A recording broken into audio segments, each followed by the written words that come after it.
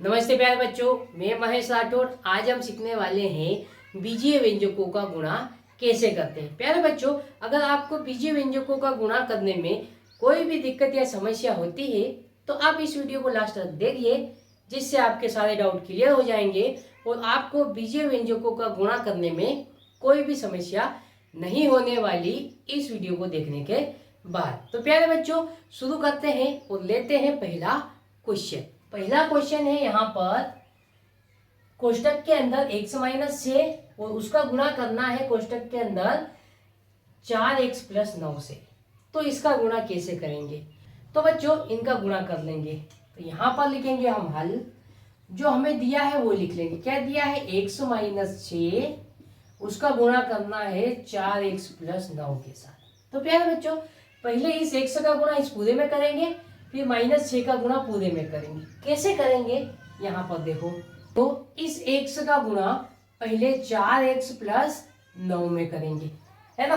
फिर इस -6 का गुणा 4x+9 के साथ कर लेंगे। इस प्रकार करेंगे।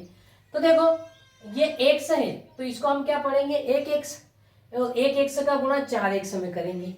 तो यहाँ पर देखो, यहाँ पर 1 लिख लेंगे हम, क्योंकि x है तो 1x ही है। इस 1 का गुणा 4 में करेंगे तो क्या हो जाएगा? ये 4 ही हो जाएगा। 4 एकम 4। x का गुणा x में करेंगे तो प्यारे बच्चों यहाँ पर ध्यान रखने वाली बात यह है, अगर x का गुणा x में करेंगे तो क्या हो जाएगा? अब देखो, इसकी घात कुछ नहीं है, मतलब क्या है? 1। इसकी भी घात कुछ नहीं है, मतलब क्या है? 1 है। तो घात 1 और घात 1, तो गुणा करने में घात क्या होती है? जुड़ जाती है। एक और एग्जाम्पल ले लेता हूँ। यहाँ पर x की घात 2 गुणित x की घात 3 है, इसका गुणा करना है। तो क्या हो जाएगा? इन दोनों का गुणा हो जाएगा तो घातें क्या हो जाएगी? जुड़ जाएगी। इस प्रकार इनका क्या होता है? गुणा होता है। तो यहाँ पर भी देखो, x का गुणा x में होगा तो क्या हो जाएगा? x वर्ग हो जाएगा। इतनी बात आई समझ में आपको, है ना। अब x का गुणा 4x में हो गया, अब 9 में करेंगे। यहाँ प्लस है तो प्लस का चिन्ह लगाएंगे। अब देखो, 1 का गुणा 9 में करेंगे तो 9 एकम 9, और यहाँ x है तो x ही लिख देंगे, है ना, क्योंकि यहाँ पर x नहीं है। तो देखो, x का गुणा हमने यहाँ अंदर कर लिया। फिर उसके बाद देखो, -6 का गुणा यहाँ करेंगे। तो प्यारे बच्चों, इस 6 का गुणा 4 में करेंगे तो 4 से कितना आ जाएगा? 24। यहाँ तक समझ में आया? ये x है तो x लिख देंगे यहाँ पर। अब देखो बच्चों, यहाँ पर दोनों संख्या प्लस की थी तो गुणा करने में चिन्ह भी प्लस के आ रहे थे, लेकिन यहाँ पर क्या है? ये -6 और ये प्लस का 4x है। तो जब भी गुणा होगा तो यहाँ पर क्या हो जाएगा? देखो, मैं बता देता हूँ, प्लस और प्लस वाली संख्या का गुणा होगा, उत्तर प्लस में आएगा। माइनस और माइनस का गुणा होगा तो भी उत्तर प्लस में आएगा। लेकिन जब एक संख्या माइनस की हो और दूसरी संख्या प्लस की हो तो इनका गुणा करने पर उत्तर हमेशा माइनस में आएगा। तो यहाँ पर देखो, इन दोनों का गुणा करेंगे तो ये प्लस का ये माइनस का है, तो चिन्ह कौन सा आएगा? माइनस का आएगा। इतनी बात आपको ध्यान रखना है। फिर यहाँ पर देखो, इस 6 का गुणा 9 में करेंगे तो 6 9 में कितना आ जाएगा? 54। पर यहाँ पर देखो, ये माइनस का ये प्लस का है, तो जब माइनस प्लस का गुणा होगा तो चिन्ह कौन सा लगेगा? माइनस का लगेगा। तो यहाँ पर चिन्ह क्या लगा देंगे? माइनस का लगा देंगे। इतनी बात समझ में आई होगी आपको। अब देखो, यहाँ पर इसको आगे कर लेंगे। यहाँ पर क्या है? 4x का वर्ग। अब देखो, 9x प्लस का है और 24x माइनस का है। तो यहाँ पर देखो, ये काय का नियम था? गुणा का था।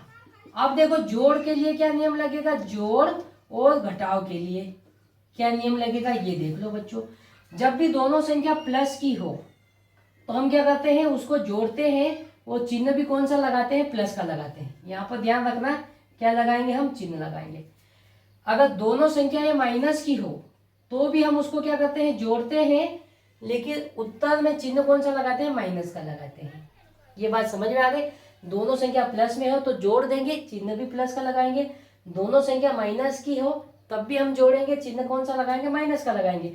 लेकिन जब एक संख्या प्लस की हो और दूसरी संख्या माइनस की हो, या पहली संख्या माइनस की हो दूसरी संख्या प्लस की हो, तो ऐसी कंडीशन में हम क्या करते हैं? घटाते हैं। क्या करते हैं? घटाते हैं। और चिन्ह कौन सा लगाते हैं? बड़ी संख्या के सामने वाला। अब इन दोनों में जो भी बड़ी संख्या होगी उसका चिन्ह लगाएंगे। बड़ी संख्या का चिन्ह, है ना, बड़ी संख्या का चिन्ह लगाएंगे।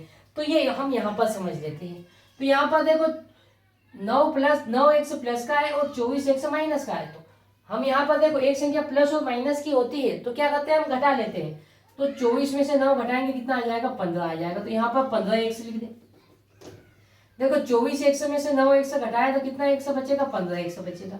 अब चिन्ह कौन सा लगाए, तो यहाँ पर क्या बड़ी संख्या का चिन्ह लगाएंगे। तो इन दोनों में बड़ा कौन है, तो देखो 24 एक्स बड़ा है, इसके आगे क्या है, माइनस चिन्ह है। तो हमारा यहाँ पर चिन्ह कौन सा लगेगा, माइनस का लगेगा। फिर यहाँ पर क्या है, माइनस का 54 है। तो प्यारे बच्चों ये हमारा क्या आ गया, आंसर आ गया। x माइनस 6 का गुना 4x प्लस 9 में करेंगे तो हमारा आंसर कितना आ जाएगा, 4x का वर्ग माइनस 15x माइनस 54। ये हमारा क्या हो जाएगा, आंसर हो जाएगा। प्यारे बच्चों ये आपको समझ में आया होगा। अब देखते हैं क्वेश्चन नंबर दूसरा। क्वेश्चन नंबर दूसरा भी क्वेश्चन नंबर पहले की तरह है, इसको भी उसी प्रकार हल करेंगे। तो यहाँ पर लिख लेंगे हम हल, जो हमें दिया है वो लिख लेंगे। क्या दिया है, 5x माइनस 8, इसका गुणा करना है हमको 3y माइनस 8 में। तो हम क्या करेंगे, यहाँ पर इस 5x का गुणा पूरे में करेंगे। तो यहाँ पर लिख लेंगे 5x 3y माइनस 8 में पूरे में गुणा करेंगे। फिर इस माइनस 8 का गुणा इस पूरे में करेंगे, 3y माइनस 8 में करेंगे। तो आइए बच्चों यहाँ पर गुणा कर लेते हैं। तो देखो 5 का गुणा 3 में करेंगे तो 5 3 कितना आ जाएगा, 15 हो जाएगा। फिर देखो x का गुणा y में करेंगे तो क्या हो जाएगा, xy ही आ जाएगा, है ना। जब भी असमान चर हो उनका गुणा करेंगे तो वही आता है। जैसे x का गुणा y में कर रहे हैं तो xy आ जाएगा, x का गुणा z में करेंगे तो xz आ जाएगा। जब समान चर होते हैं तब इनकी घातें जुड़ती है, ये बात ध्यान रखना। अब देखो इस 5x का गुणा 3y में हो गया।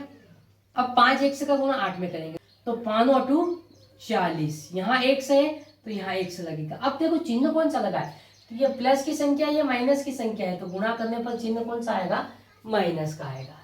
फिर देखो माइनस 8 का गुणा 3y में करेंगे तो 8 भी कितना आ जाएगा, 24, y है तो y लगा देंगे।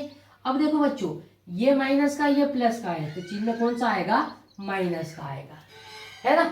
अब देखो यहाँ पर माइनस 8 का गुणा माइनस 8 में करेंगे तो 8 8 कितना आ जाएगा, 64, लेकिन माइनस और माइनस का गुणा होगा तो ये प्लस का 64 हो जाएगा।